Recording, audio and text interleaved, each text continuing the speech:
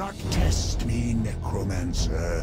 Yours is an art I have dominated centuries ago. You have nothing I need.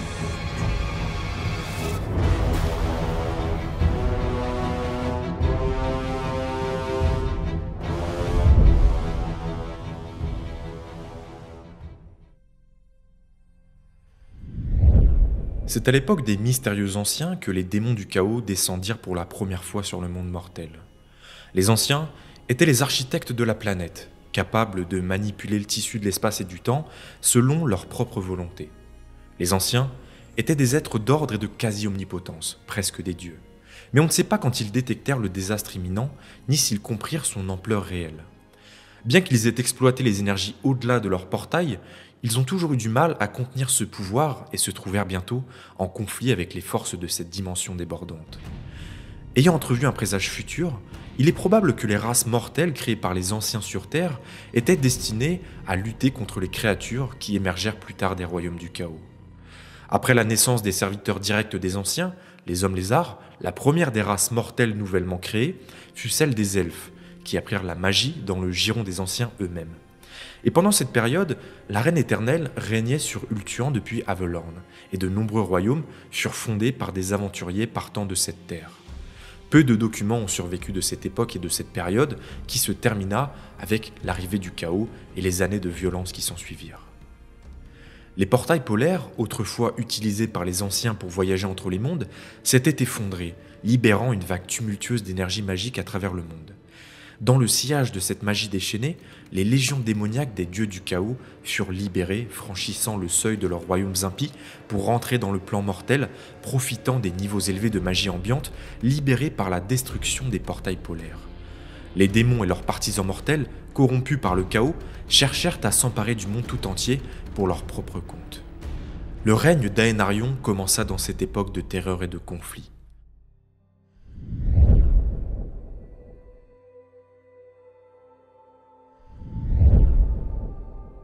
Cette invasion démoniaque atteignit les elfes qui vivaient dans la paix et la félicité sur l'île paradisiaque d'Ultuan. S'ils n'avaient pas été ainsi délusionnés par la tranquillité de leur île, ils auraient peut-être pu se protéger contre les horreurs qui les assaillaient. Mais leur innocence faillit causer leur disparition, car ils n'étaient pas de taille face aux démons. Cette invasion contre les elfes fut menée par Enkari, qui avait beaucoup appris lors des affrontements sanglants contre les hommes lézards. Il fallut 2 jours aux elfes pour organiser un semblant de défense, ce qui laissa le temps aux armées de démons de s'enfoncer profondément dans les forêts de Kotik. 10 000 elfes, fiers en dépit de leur équipement sommaire, se portèrent à la rencontre des démons sous leur frondaison. Ils furent massacrés en moins d'1 heure par la horde de Enkari, qui fut déçue par la facilité avec laquelle son armée vainquit les elfes, et il laissa ses serviteurs s'éparpiller aux 4 coins d'Ultuan pour tuer et détruire à loisir. C'est ainsi que l'île fut dévastée dans une débauche de violence aveugle. Contre ces hordes hideuses, les elfes n'avaient aucune chance, car ils n'étaient pas formés à la guerre et leur magie n'était utilisée que pour des fins pacifiques. Les elfes ne pouvaient que fuir. Leurs arcs et leurs lances, utilisés uniquement pour la chasse et les duels d'honneur, étaient inutiles contre les armures des guerriers du chaos et les peaux dures des démons. Les elfes se cachaient dans des grottes, des forêts et des montagnes, priant leurs dieux de ne pas être trouvés et qu'un héros émergerait pour les délivrer de ce mal. Les guerriers en armure noire brûlaient dès lors les bosquets sacrés. D'horribles hommes bêtes massacraient des villages et des villes entières. Des démons profanaient les ruines et les cités récemment tombées. La puanteur de la peur et du désespoir enveloppait tout Ultuan. Et pendant que les elfes restaient prostrés dans leur sanctuaire, Enkari respirait le parfum de la mort et se réjouissait. Cet événement marqua le début de ce qui deviendrait plus tard, pour les générations futures, le viol d'Ultuan. De la brume rouge de cette époque émergea Daenarion, le plus grand et le plus tragique de tous les héros elfes. Un champion voué à la perte, un dieu déchu, le guerrier le plus puissant d'une ère de guerre perpétuelle, le premier, le plus aimé et le plus maudit de tous les rois phénix d'Ultuan.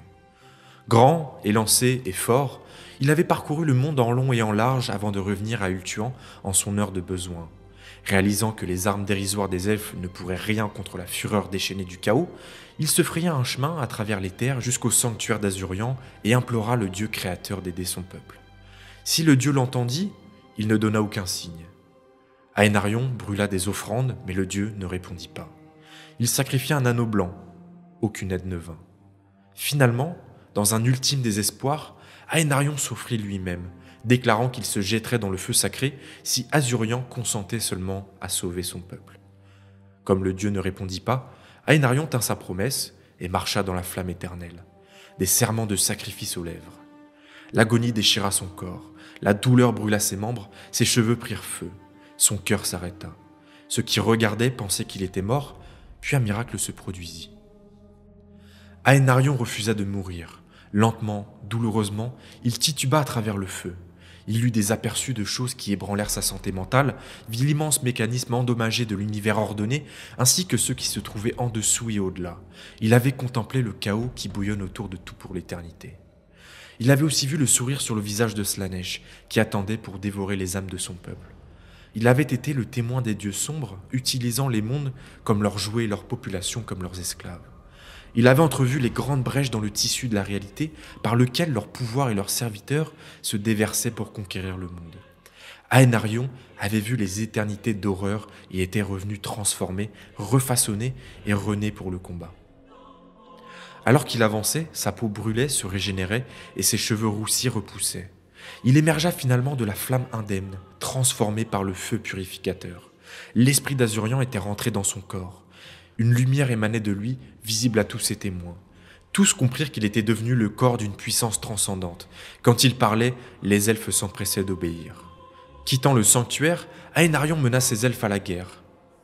Devant les murs, il affronta la horde hurlante du chaos, et d'un seul lancer de sa lance de chasse, il tua le seigneur démon qui commandait la force. L'arme traversa le corps du seigneur démon, puis la poitrine de son porte-étendard, avant de se loger dans le cou d'un minotaure. Désarmé, Aénarion descendit les marches vers l'ennemi stupéfait. Puis sans presque s'arrêter, il s'empara de l'arme du démon et massacra le reste de cette horde abominable. La nouvelle de la victoire d'Aénarion se répandit rapidement à travers Ulthuan. Tous les elfes prirent courage face à ses actions et se rallièrent à lui, tandis que les démons vacillaient sous la défaite. Calédor, dompteur de dragons, le plus grand mage de cette époque, fut parmi les premiers à proclamer Aénarion comme le champion élu du dieu créateur Azurian. Ensemble, Calédor et Aénarion se rendirent à l'enclume de Vol, où, avec le marteau de Vol, ils forgèrent les grandes armes en acier, trempées et en Ithilmar, qui seraient utilisées pour combattre les forces du chaos, ainsi que des artefacts tels que l'armure du dragon d'Aénarion, dotée de multiples couches d'enchantement. Prononcer des incantations active les capacités dormantes de la désormais légendaire armure. D'immenses champs de magie protectrice se déployèrent tout autour du porteur. Des sorts puissants permirent d'amplifier la force de celui qui la porte, même la force déjà colossale d'un être tel qu'Aénarion. L'armure permit également à la voix du porteur d'être entendue par les unités les plus éloignées de son armée, que cette voix parle avec des tons calmes et mesurés, ou bien même si elle était couverte par les rugissements des dragons. Après avoir forgé armes et armures, Aénarion et Calédor lancèrent un appel aux plus puissants guerriers des elfes. Ceux qui se rassemblèrent à l'enclume de Vol, sous la bannière d'Aénarion, reçurent chacun une grande armée, devenant ainsi les futurs princes régnants d'Ulthuan. Calédor entreprit de former ses pères mages, leur enseignant de puissantes sorcelleries pour bannir et détruire les ennemis. Ainsi, les elfes virent leur destinée changer. Tel un éclair, les elfes descendirent en ondes des montagnes de Calédor. Les chevaliers montés sur les dragons écrasèrent les armées des hommes-bêtes. Les forces d'infanterie, lourdement armées et cuirassées, repoussèrent les partisans des 4 puissances du chaos. Au cours de la campagne qui suivit, Aénarion forgea son armée comme un forgeron façonne une épée. Désormais, il ne marcha plus au combat. Il était accompagné d'Hydrognir, un dragon déjà âgé lorsque les anciens arrivèrent sur le monde, vétéran d'une guerre lointaine dans des temps immémoriaux contre les Shaggoths, dans les étendues anciennement glacées du monde. S'il s'était depuis caché dans les cavernes d'une chaîne de volcans, il avait été témoin de la refonte du monde, de la création du grand océan et de l'arrivée des premiers elfes sur ce qui deviendrait Ulthuan. Désormais monté sur Hydrognir et vêtu d'une armure inviolable forgée sur la légendaire enclume de Vol, il ouvrait la voie dans chaque bataille. Aénarion était semblable à un dieu de la guerre. Avec sa nouvelle armée, volaient des centaines de dragons, alliés des elfes depuis l'aube de cette race. Les cieux s'animèrent de leur nombre et les démons furent repoussés en désordre devant leur colère. Au cours de cette guerre, Aénarion se rendit dans l'actuel Ellyrion, à Corumel, afin d'affronter Enkari. celui qui avait institué l'invasion d'Ulthuan. Enkari tenta de regrouper ses forces éparpillées en Ulthuan, mais le temps que cela lui demandait permit aux demi-dieux des elfes de rassembler et d'équiper une grande armée. Aenarion repoussa peu à peu les démons sur les terres des elfes. Enfin, au cours d'une immense bataille dans les ruines d'Elirion, Aenarion et Enkari se battirent en duel. Les deux guerriers pouvaient sentir la puissance qui rayonnait de leur adversaire, et aucun des deux ne voulait se risquer à attaquer en premier. Ce fut Aenarion qui se jeta finalement sur Enkari, sans se soucier de sa propre vie. Le combat qui s'ensuivit fut de courte durée, car si Enkari était un démon majeur béni par Slaanesh, Aenarion détenait les pouvoirs d'un dieu. Il frappa le démon et le coupa presque en deux. Enkari leva la tête et laissa s'échapper un hurlement de frustration que l'on put entendre sur tout Ulthuan. Dans les contreforts du sud de Kras, il écrasa l'armée de Vorgan le Tueur, adorateur de cornes. Il libéra les frontières du bosquet sacré de l'île des Pommes des serviteurs de Slaanesh et de leur maîtresse Azela Cuissois.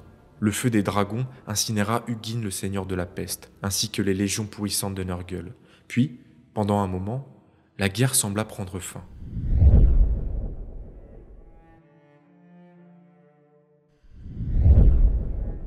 Une paix brève s'installa sur Ulthuan, tel un linceul sur un cadavre.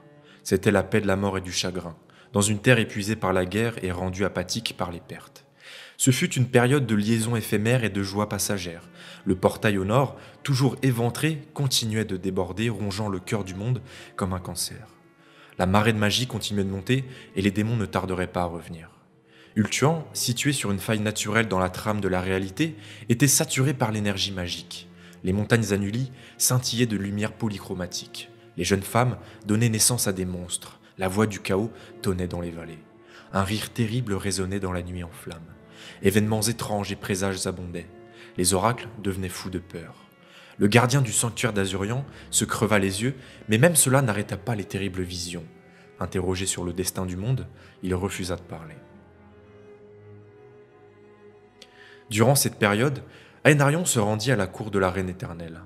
Il était une figure frappante, un géant fatigué vêtu d'une armure dorée. Là, il rencontra et épousa l'éternelle reine, Astariel. Peu de choses sont connues de leur cour, mais on dit que pendant un bref moment, ils furent heureux. Leurs premiers enfants furent des jumeaux, une fille, la future reine éternelle, Yvraine, et un fils, Morélion.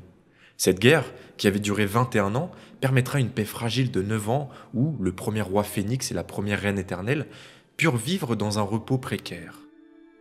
Astariel se retira bien vite dans les bois sanctifiés d'Avelorn pour y élever ses enfants aussi loin que possible d'un éventuel nouveau conflit. Jusqu'ici, Avelorn avait échappé aux horreurs de l'invasion, car les démons sentaient que Durtu, présent chez les elfes depuis un moment maintenant, était plus fort lui et les siens que les elfes et préférait éviter de s'en prendre à son domaine si des proies plus faciles étaient disponibles. Puis, les forces du chaos revinrent une fois de plus, et le devoir appela à nouveau Aenarion au combat.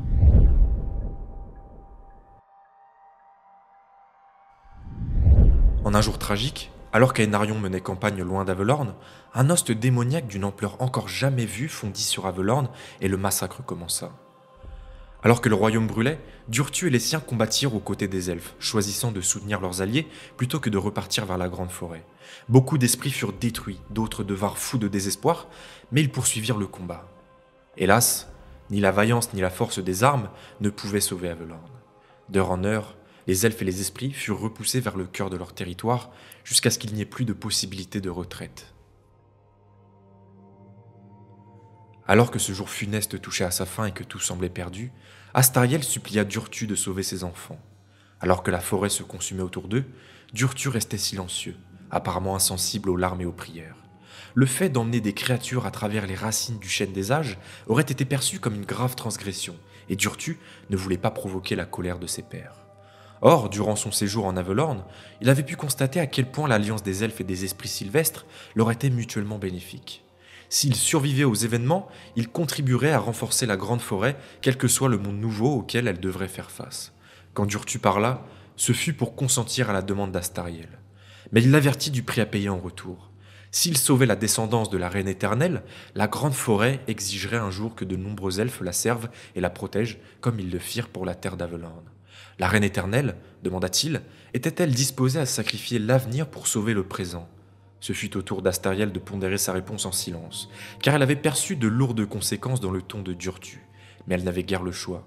Si Yvraine mourait, la lignée de la reine éternelle périrait avec elle, et les elfes s'éteindraient par la suite. C'est alors qu'un démon colossal perça les lignes elfiques, mugissant de triomphe tout en balayant les derniers gardes de la reine éternelle et de ses 4 bras puissants. Ce spectacle était abominable, même en ce jour rempli d'horreur, car il ne s'agissait point d'un simple chef de guerre de l'Ost démoniaque, mais du puissant Ankari lui-même, serviteur éminent de Slaanesh, qui était revenu pour se venger d'Aenarion. Le plus grand gardien des secrets de tous les temps ne se contentait pas de profaner les corps, il dévorait les esprits. Son accolade cruelle n'apportait pas le repos de la mort, mais l'anéantissement définitif de l'âme. La reine embrassa ses enfants une dernière fois, puis les confia précipitamment à la garde de Durtu. Tandis que l'esprit emmenait Morélion et Yvraine, Astariel invoqua le peu de ressources magiques qui lui restaient et se joignit calmement à la bataille pour faire face à sa destinée.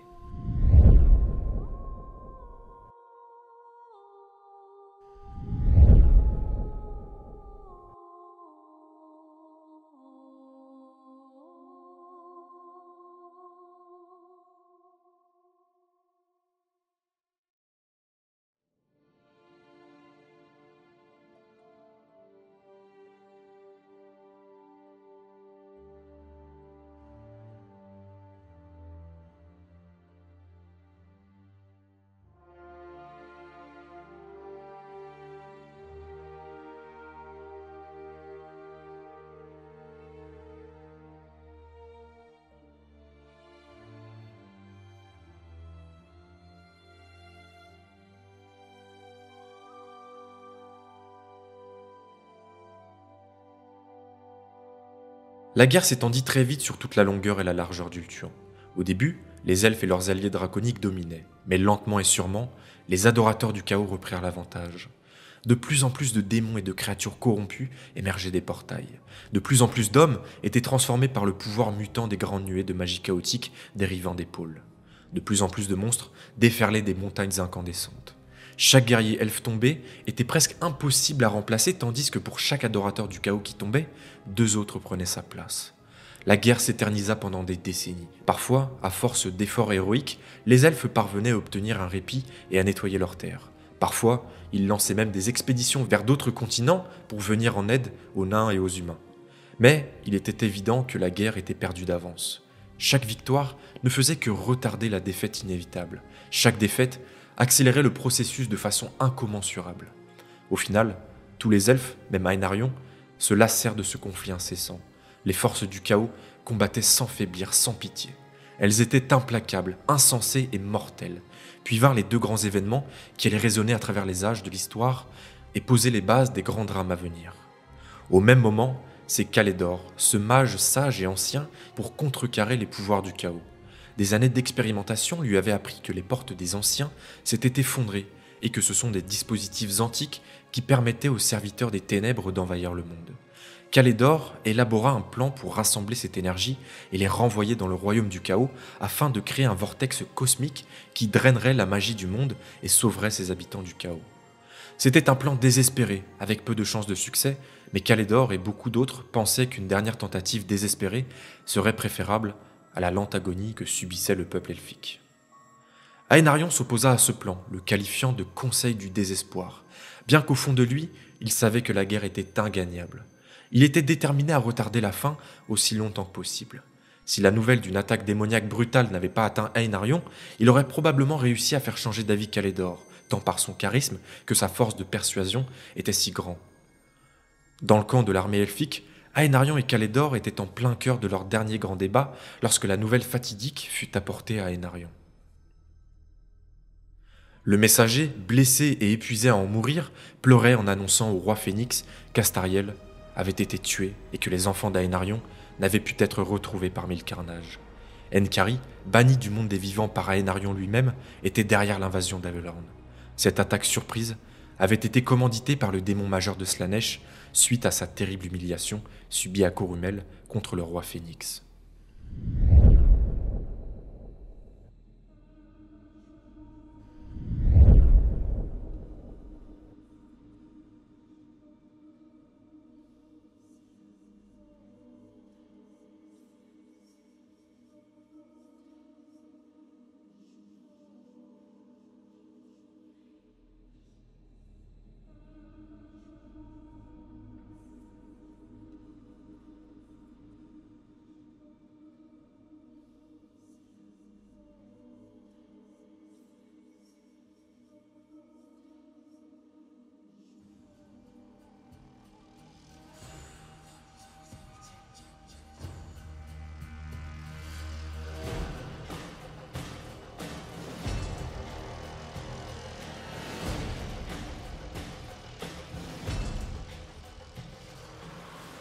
Personne ne pouvait soutenir son regard. Aénarion était submergé par une rage, un ressentiment et une fureur titanesque. Il jura qu'il anéantirait chaque créature du chaos qui arpentait la surface du monde.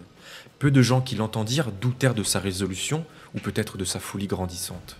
Les puissances obscures étaient trop puissantes pour être vaincues. Aénarion ne le pensait pas ainsi.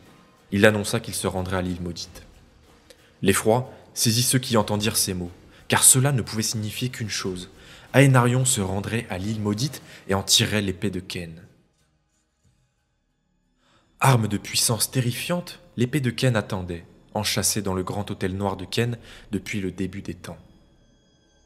Aussi ancienne que le monde, c'était l'arme ultime, forgée pour le dieu de la mort Kaela Manchacain par vol, capable de tuer aussi bien les mortels que les dieux.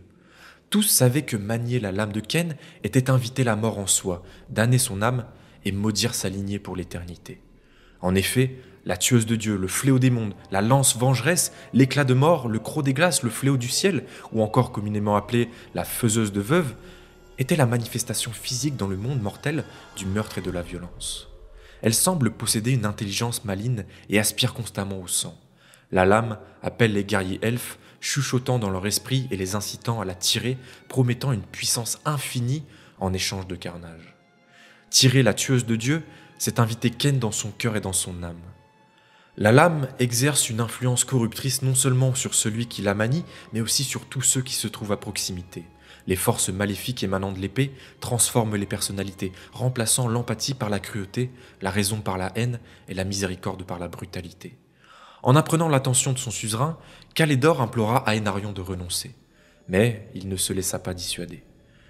Saisi un instant par le pouvoir de la prophétie, Calédor prononça des paroles qui résonneraient à travers les âges. Il dit à Aénarion que s'il cherchait un pouvoir aussi corrompu, il apporterait des époques entières de tragédies aux elfes, que lui et sa lignée seraient maudits jusqu'à la dernière génération et que les dieux détourneraient leur visage de lui et qu'Aénarion lui-même en mourrait sûrement. Ignorant tous les avertissements des mortels comme des immortels, le premier roi Phénix monta sur le dos d'Indrognir et partit pour l'île maudite. Le voyage fut long et ardu, mettant à l'épreuve même la force du puissant dragon. Alors qu'il volait, les présages abondèrent à nouveau. Les démons ailés attaquèrent elfes et dragons en cours de route, tentant de détourner Aénarion de sa voie.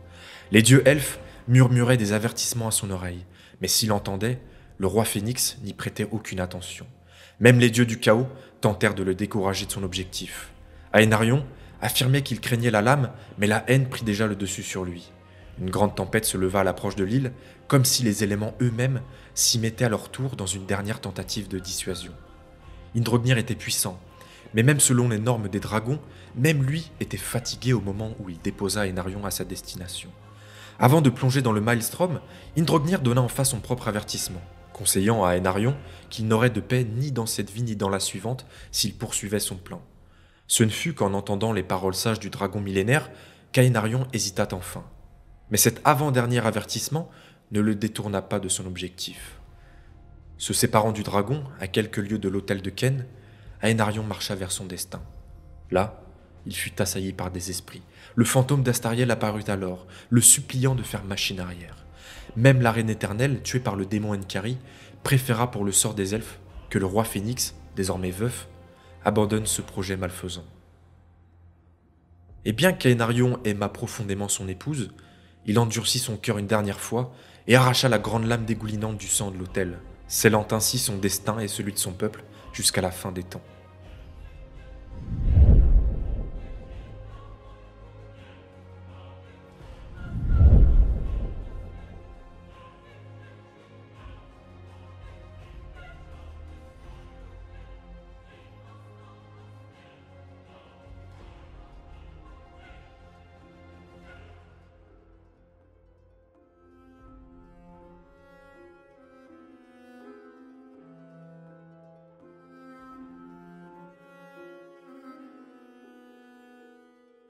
Quand Aénarion revint au combat, sa puissance était inégalée.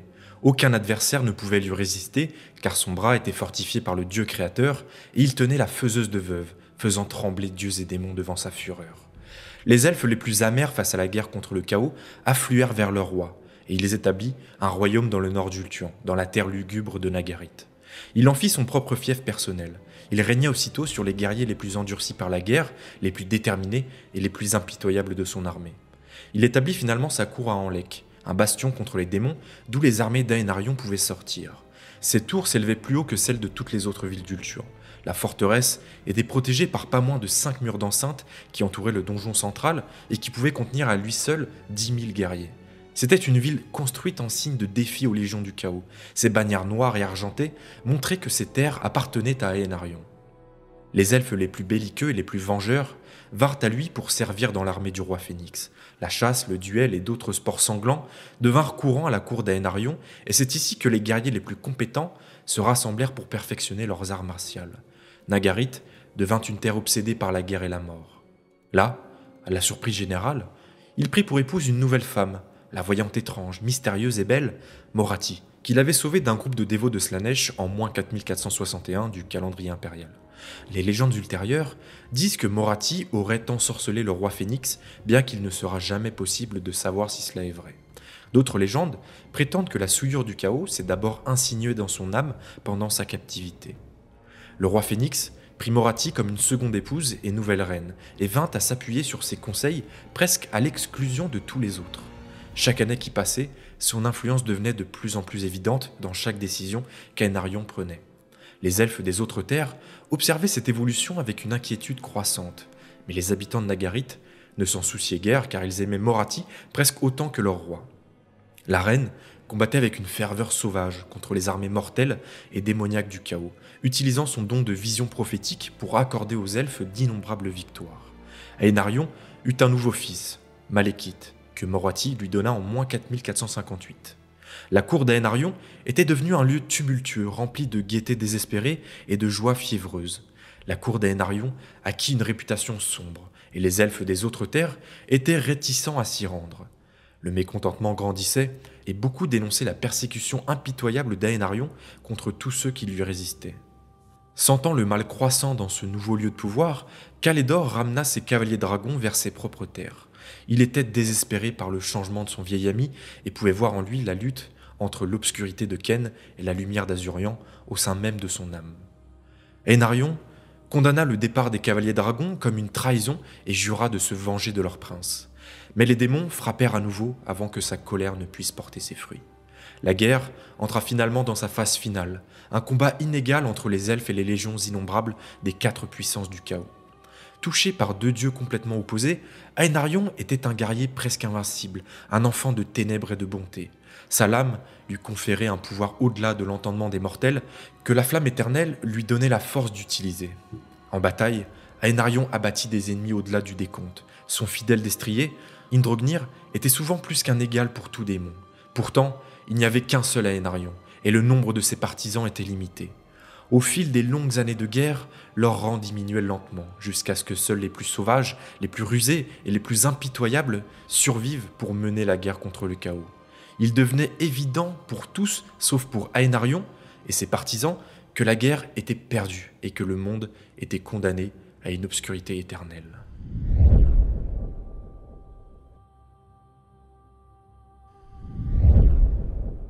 Calédor, pleinement conscient de la folie naissante d'Aénarion, décida qu'il ne restait plus qu'une chose à faire. Jusqu'alors, il avait respecté l'ordre du roi Phénix en s'abstenant d'appliquer son plan. Mais maintenant, avec le monde sur le point de se terminer dans le sang et le feu, il n'y avait plus rien à perdre. Calédor convoqua les plus grands mages aux elfes et ils se rassemblèrent au milieu d'Ulthuan, sur l'île des morts, pour commencer le grand rituel. Les sorciers démons les plus puissants de l'armée du chaos s'attelèrent à briser les murs magiques autour de l'île. Avec Calédor déterminé à exécuter le rituel, Aénarion n'eut d'autre choix que de rassembler ses forces et de se déplacer pour défendre les mages sur l'île des morts. Au centre d'Ulthuan, les 2 forces se rencontrèrent. Des dragons si nombreux que leurs ailes assombrissaient le ciel descendirent sur les hôtes du chaos. Sur terre et sur mer, une guerre totale se déroula entre les elfes et les serviteurs démoniaques. Les agonies de mort des monstres emplissaient la mer. Les dragons plongeaient vers la terre, tués par des sorts fatals. Alors que la création du vortex commençait, les mers se déchaînaient et un terrible vent souffla du nord. Les cieux s'assombrirent et des éclairs déchirèrent la terre torturée. Pendant que la bataille faisait rage, les sorciers aux elfes psalmodiaient le sort qui allait créer le grand vortex. Des éclairs en chaîne crépitaient, le monde tremblait. Pendant un instant, Tout était calme. Tout était silencieux. Puis les montagnes frémirent de nouveau. Des énergies terribles pulsaient entre la terre et le ciel. Depuis les sommets, des éclairs de pure puissance jaillirent pour converger au-dessus de l'île des morts. Les nuages tourbillonnaient et se précipitaient vers l'intérieur, disparaissant en eux-mêmes comme des vagues dans un tourbillon. L'air devenait épais et chargé d'énergie magique. Tous ceux présents trouvaient difficile de respirer. Leurs poumons crépitaient d'une air emplie de magie. Le sol se fendait et d'énormes morceaux de roche étaient emportés dans le ciel par la marée montante de magie. Tandis qu'Aénarion et son armée en infériorité numérique combattaient, les sorciers luttaient pour compléter leur rituel. Un par un, ils moururent, les plus faibles d'abord, alors que la magie qu'ils cherchaient à contrôler brûlait leurs esprits. Alors que les mages d'Ultion s'évanouissèrent un à un, Aénarion et son fidèle dragon étaient engagés dans un combat contre les 4 grands démons du chaos envoyés pour le détruire. C'était une bataille que nul mortel n'aurait dû survivre, car chacun des démons était le plus puissant de son genre. Mais Aénarion était le vaisseau de la colère de son dieu, et dans sa main se trouvait l'épée de Ken. Lorsque Calédor commença le rituel pour former le grand vortex et ainsi drainer l'excès de magie du monde connu, ce qui maintenait les démons ancrés dans le monde mortel, ce fut Kéros, tisseur de destin, qui fut le premier à être alerté de l'importance du rituel et du danger que cet acte représentait pour les siens. Menant son armée depuis les jungles de Lustrie jusqu'à l'île des morts à Ultuan, de plus en plus de démons répondirent à son appel pour empêcher Calédor de mener son rituel à terme. Il fut cependant le premier à tomber des mains d'Aénarion. Sa tête fut fendue en deux d'un seul coup, juste après que le démon de Tsench n'ait perturbé la multitude d'enchantements présents dans l'armure légendaire du roi Phénix. Au sommet d'une des îles flottantes, Aénarion affronta le gardien des secrets Nkari. Les pinces du démon de Slanesh réussirent à attraper l'elfe, mais ne parvinrent pas à le séparer en deux. La pression fut grande sur le corps d'Aénarion. Ses côtes se brisèrent comme des brindilles sous la pression impressionnante des tenailles d'Nkari. La douleur aurait tué un être moins résistant, mais Aénarion avait traversé le feu d'Azurian et l'agonie ne pouvait le ralentir. Le roi elfe inversa sa prise sur l'épée et ouvrit la poitrine du gardien des secrets puis écrasa son cœur avec son poing armé. Dans la main d'Aénarion, l'épée de Ken dégoulinante de sang fumait et la lame maléfique prit vie. Elle murmura des menaces et des promesses terribles dans son esprit. Ayant bu les âmes des démons, elle emplit Aénarion d'une nouvelle force. Le sang empoisonné du grand démon brûla la main gauche d'Aénarion, la rendant inutilisable, mais Nkari fut vaincu une nouvelle fois. Il jeta son âme dans les énergies magiques du vortex qui commençaient à apparaître pour échapper à la destruction totale, son essence même ayant été en partie consumée par l'épée de Ken.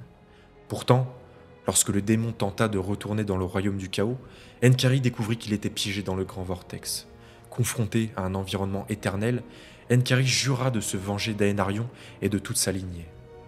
Le roi Phénix, blessé de son combat contre son ennemi juré, tituba alors vers la forme imposante du grand immonde, Trottle Crashbill. Il se dressa au-dessus de lui, ricanant avec une malice surnaturelle. Il était plus grand que Kéros et Nkari, comme une montagne vivante de putréfaction. Aénarion fit glisser sa lame à travers le ventre de la chose de Nurgle, déchirant le sac charnu et déchaînant un flot apparemment infini de corruption. Une vague de décomposition, de pus de bile et de larves blanches menaçait de remplir les poumons d'Aénarion. Les entrailles de la créature se tordaient autour de lui comme les tentacules d'une pieuvre démoniaque. Lentement, Aénarion fut attiré dans les entrailles du démon. Alors qu'il se frayait un chemin à travers cette matière putride, d'autres tentacules l'enroulaient et le traînaient dans sa pourriture. Il appela alors Indrognir à l'aide. Le vieux dragon tourna la tête et incinéra la chair purulente avec des flammes brûlantes. Protégé par son armure enchantée, Aénarion resta indemne au centre de l'enfer des flammes. Le dernier à tomber fut le buveur de sang enragé et couvert de sang, Argrim Terror-H, qui arriva juste après la désintégration de Trottle par le feu. D'un coup de sa hache, il infligea un coup fatal dans le flanc d'Indrognir. Argrim éclata de rire en voyant Aénarion, boitant et imprégné de maladie, se faire projeter au sol après un coup asséné à une épaule déjà blessée. Se vantant de n'avoir jamais connu la défaite, le buveur de sang tomba finalement lorsqu'Aénarion parvint à porter un coup bien calculé avec la faiseuse de veuve, tranchant à travers le démon majeur de Khorne et son armure corrompue en plein saut, de la tête jusqu'à l'entrejambe. Sur l'île des morts, les derniers mages survivants achevèrent leur chant. Pendant un instant, tout fut calme. Ses ennemis vaincus, mais son corps ruiné, Aénarion monta péniblement en selle sur son dragon mourant et ils prirent leur dernier vol. Ballotté par les vents déchaînés, Indrognir emporta le roi Phénix mourant haut au-dessus du champ de bataille. En regardant en bas, il vit le dernier acte terrifiant de cette journée. Avec un éclat terrible qui éblouit presque les spectateurs, l'île disparut derrière une tempête déchaînée d'énergie magique. Le rituel fut enfin achevé, ou du moins en partie. Les sorciers ou elfes avaient réussi à ouvrir un vortex pour drainer la magie déchaînée, mais ils furent pris au piège à l'intérieur, maintenant éternellement ouverts, à jamais enfermés dans leur bataille contre le chaos. Après le silence vint la tonnerre. Des vagues géantes ondulèrent à travers la mer intérieure, de grands murs d'eau coulèrent des navires et renversèrent des arbres sur des rivages éloignés. Ceux qui purent fuir le firent, et ceux qui ne purent moururent. Il semblait que toute la puissance magique du monde était capturée dans le centre de la tempête qui durerait 3 jours. Indrognir emporta le mourant Aenarion vers l'île corrompue. Le reflux de magie avait réduit son pouvoir. Le toucher d'Azurian n'était plus aussi fort dans son esprit, et l'épée de Ken ne lui fournissait plus la force quasi illimitée d'antan. Les grands jours de la haute magie étaient révolus. Alors que la puissance se retirait, la folie se levait de l'esprit d'Aenarion. Le premier roi Phénix eut le temps de réfléchir aux provocations des démons. Sa conscience se battait contre les promesses chuchotées de l'épée. Il savait que quiconque prendrait l'arme de Ken pouvait régner sur ce nouveau monde. À peine capable de compléter le voyage, Indrognir s'écrasa au sol sur les rivages de cette île lugubre. Tremblant de fatigue et des terribles blessures infligées à son corps ancien, Indrognir poussa un dernier rugissement de défi, puis mourut. Seul, Aenarion se traîna jusqu'à l'altar de Ken et enfonça la lame à nouveau dans son emplacement, l'enfouissant si profondément que personne ne pourrait jamais la retirer. Puis, dit-on, il s'allongea à côté de la carcasse ravagée et déchirée de son fidèle destrier, puis quitta ce monde.